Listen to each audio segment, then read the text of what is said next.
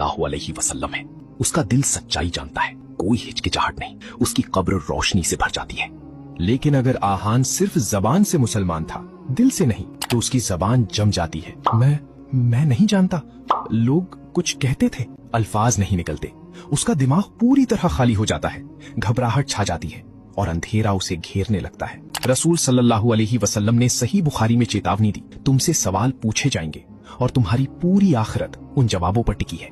अब कब्र उसके जवाबों के हिसाब से बदलना शुरू करती है। अगले स्टेज में स्टेज 3, फैलना या सिकुड़ना, एक्सपेंशन और कंस्ट्रिक्शन। अचानक आहान को लगता है दीवारें हिल रही हैं उसके आसपास, कब्र के साथ कुछ हो रहा है। अगर आहान ने सही जवाब दिए थे तो उसकी कब्र फैल जाती है, दीवारें दूर तक चली जाती हैं, जहां तक आंख देख सके। कुशादा, आरामदेह, किसी महल के कमरे की तरह। वो सांस ले सकता है, हिल सकता है। मिट्टी जो कुछ देर पहले भारी लग रही थी अब नरम गद्दे लगती हैं। लेकिन अगर वो सवालों में फेल हो गया तो उल्टा होता है, दीवारें अंदर की तरफ खिसकती हैं, भींचती, कुचलती। उसकी छाती सिमट जाती है, पसलियां एक दूसरे में धंसने लगती हैं। दर्द असहनीय, वो न हिल सकता है, न ठीक से सांस ले सकता है। जमीन खुद उसे सजा दे रही है। रसूल सल्लल्लाहु अलैहि वसल्लम ने सही मुस्लिम में फरमाया, यहाँ तक कि नेक इंसान को भी पहले एक हल्की सी भी भींच, थोड़ी सी घुटन महसूस होती है, इंसानियत की याद दिलाने के लिए, और फिर वो खुल जाती है, माँ की गोद की तरह।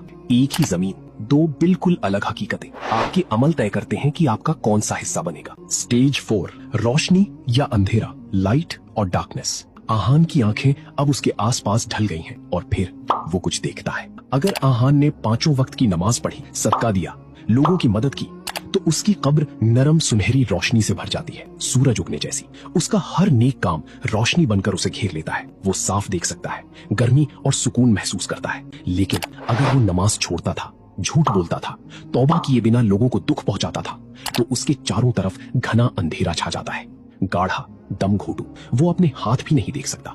अंधेरा उस पर भारी पत्थर की तरह चढ़ जाता है।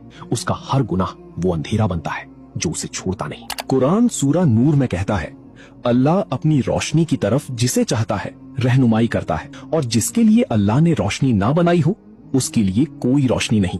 आप जिंदगी में जो कुछ करते हैं वो आपकी कब्र में रोशनी या अंधेरा बनता है। हर चुनाव मायने रखता है, हर नमाज गिनती में आती है, हर झूठ अंधेरे में एक बूंद डाल देता है। स्टेज 5, आराम या अजाब, कंफर्ट और टॉर्मेंट। अब आहान उस हकीकत में बैठा है जो उसके अमल ने बनाई। फिर उसकी कब्र में एक खिड़की खुलती है, वो उसके जरिए कुछ देखता है। अगर आहान ने अच्छी जिंदगी गुजारी तो वो उस खिड़की के जरिए जन्नत देखता है।